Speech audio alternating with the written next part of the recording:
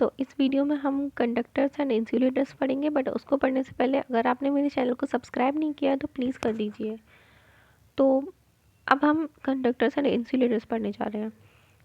एक metal rod जो कि हमारे हाथ में है और उसको हम एक वूल से रब करें, ठीक है ना, कोई हमारे पास वुलन का कपड़ा है, हम उससे रब कर रहे हैं उसको, तो वो पता है चार्जिंग का कोई साइन शो नहीं करेगी अगर हम उस मेटल रॉड को हाथ से पकड़ के रब कर रहे हैं तो, ठीक है ना।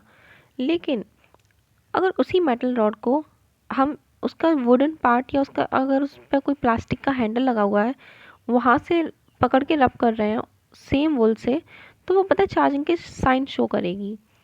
सपोज़ करो कि अगर हम एक एंड को कॉपर वायर से कनेक्ट कर दें, जो न्यूट्रल पे बॉल थी ना हमारे पास, उससे कॉपर वायर के थ्रू कनेक्ट कर दें एक एंड को, और दूसरा एंड है उसे एक नेगेटिवली चार्ज प्लास्टिक रॉड से, तो हम ये देखेंगे कि जो पिन बॉल थी उसने नेगेटिव चार्ज एक्वायर किया। और सिमिलर एक्सपेरिमेंट जब रिपीट किया गया एक नायलॉन थ्रेड के साथ या फिर एक रबर बैंड के साथ, तो चार्ज का कोई ट्रांसफ़र नहीं हुआ एक प्लेस से दूसरे प्लेस, मतलब प्लास्टिक रॉड से पिन बॉल की तरफ। ऐसा जो चार्ज का ट्रांसफ़र है वो रॉड टू बॉल क्यों नहीं हुआ, है ना। कुछ सब्सटेंसेस होते हैं ना, इसका रीज़न बता रहे हैं हम। कुछ सब्सटेंसेस होते हैं कि वो इलेक्ट्रिसिटी को तुरंत अलाउ कर देते हैं अपने अंदर से पास करने के लिए, कुछ होते हैं वो अलाउ नहीं करते। तो वो सब्सटेंसेस जो कि इलेक्ट्रिसिटी को अलाउ करते हैं अपने आप में से पास होने के लिए बहुत आसानी से, वो होते हैं कंडक्टर्स। उनके पास इलेक्ट्रिक चार्जेस होते हैं, इलेक्ट्रिक चार्जेस मतलब इलेक्ट्रॉन्स जो कि फ्री टू मूव होते हैं, मतलब कंडक्टर्स के अंदर जो इलेक्ट्रॉन होते हैं बहुत ही फ्री होते हैं, वो कहीं भी मूव कर सकते हैं मटेरियल के अंदर। मेटल्स, ह्यूमन बॉडी, एनिमल की बॉडी, अर्थ, ये सारी चीज़ें हमारी कंडक्टर्स हैं। अब आते हैं ज़्यादातर जो नॉन मेटल्स होते हैं जैसे कि ग्लास हो गया, पोर्सिलेन, प्लास्टिक, नायलॉन, वुड, ये क्या होते हैं, ये सारे जो जितने भी सब्सटेंसेस हैं ये इलेक्ट्रिसिटी को पास नहीं होने देते अपने अंदर, बहुत ज़्यादा रेजिस्टेंस ये ऑफर करते हैं ताकि इलेक्ट्रिसिटी पास ही ना हो पाए। तो ऐसे सब्सटेंसेस को हम बोलते हैं इंसुलेटर्स। बहुत ज़्यादा सब्सटेंसेस ऐसे भी होते हैं जो इन्हीं दो क्लासेस में आराम से फिट हो जाते हैं, कुछ ही होते हैं जो इनके लिए अलग क्लासिफिकेशन है। जब कुछ चार्ज ट्रांसफ़र होता है कंडक्टर में तो वो क्या होता है कि वो तुरंत डिस्ट्रीब्यूट हो जाता है उस कंडक्टर के पूरे सरफेस पे। ये नहीं है कि आपने जहाँ चार्ज ट्रांसफ़र किया वो वहीं रह गया, वो तुरंत डिस्ट्रीब्यूट हो जाएगा, उसका जितना बड़ा सरफेस होगा उस पूरे में सरफेस पर डिस्ट्रीब्यूट हो जाएगा।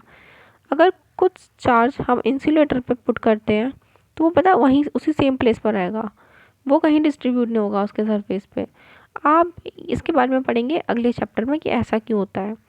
ये जो प्रॉपर्टी है मटेरियल्स की ये आपको बताएगी कि नायलॉन और प्लास्टिक का जो कोम्ब है वो इलेक्ट्रीफाइड तो हो जाते हैं जब हम ड्राई हेयर पे हमारे जो बाल सूखे होते हैं तो हम उनके ऊपर कंघी करते हैं तो वो इलेक्ट्रीफाइड हो जाते हैं, या फिर रब करते हैं तो इलेक्ट्रीफाइड हो जाते हैं। लेकिन एक मेटल का आर्टिकल जैसे कि स्पून वो इलेक्ट्रीफाइड नहीं होता है।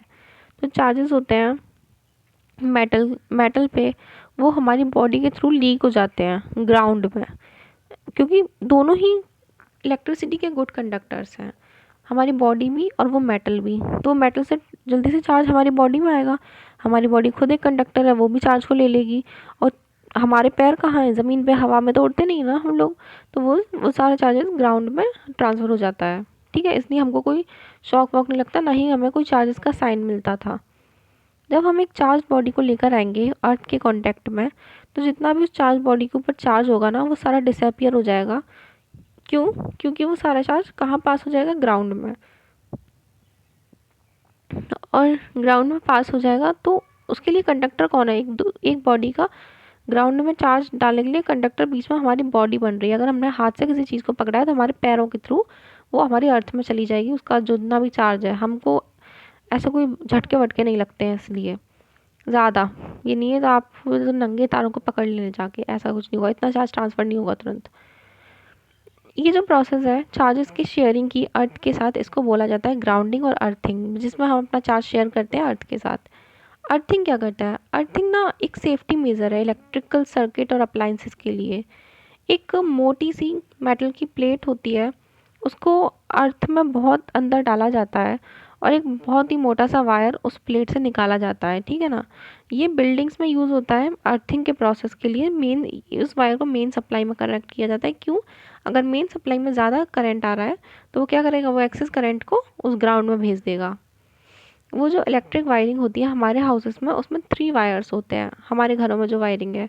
एक होता है लाइव वायर, एक होता है न्यूट्रल वायर और एक होता है अर्थ वायर। पहली 2 कैटेगरी है, मतलब लाइव वायर और न्यूट्रल वायर, वो क्या कैरी करती है? Electric current. मतलब वो दोनों इलेक्ट्रिक करंट लेकर आती हैं पावर स्टेशन से। और जो तीसरी वाली है, उसको ना उसी वो जो मेटल प्लेट जो हमारे ग्राउंड में होती है ना, जिससे वायर आता है, उससे कनेक्ट किया जाता है। मेटलिक बॉडीज़ होती हैं इलेक्ट्रिकल अप्लायंसेस की, जैसे कि इलेक्ट्रिकल आयरन हुआ, रेफ्रिजरेटर हुआ, हमारा टीवी हुआ, वो उस अर्थ वायर से कनेक्ट किए जाते हैं। क्यों? सेफ्टी पर्पज़ के लिए, ताकि आपको इन सारी चीज़ों से करंट ना लगे। अगर आपको लगे भी तो आपकी बॉडी तुरंत उस करंट को ट्रांसफ़र कर दे, कहाँ? ग्राउंड में।